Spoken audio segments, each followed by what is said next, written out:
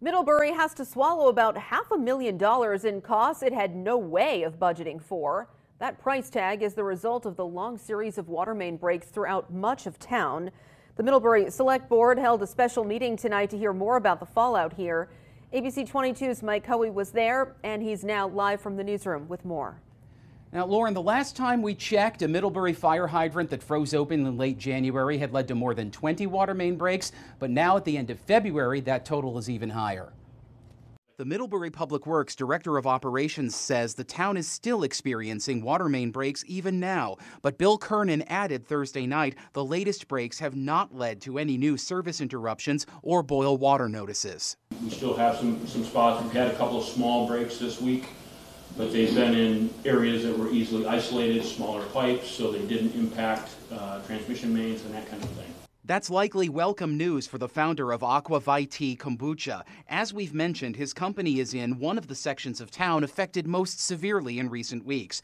Jeff Weber says in recent years, Aqua Vitae has averaged a service interruption every 4 to 6 months or so. Each one forces all the employees to be sent home, costing the company tens of thousands of dollars. I think we've probably had over a dozen going back the last 4 or 5 years.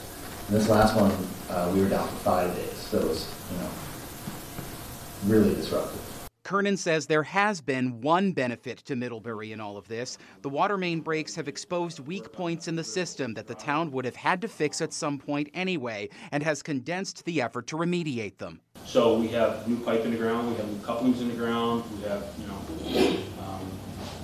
we know more about what valves don't work and what will need to be fixed going forward. Weber asked the Select Board to prioritize funding for water system repairs. The board invited him and other business owners to take part in upcoming budget talks. Exchange Street was near the top of the list, but not at the top of the list. I think at that time in 2018 there was about $20 million worth of priority water main projects on that list. I'm sure that total is now pushing 30 million, 35 million.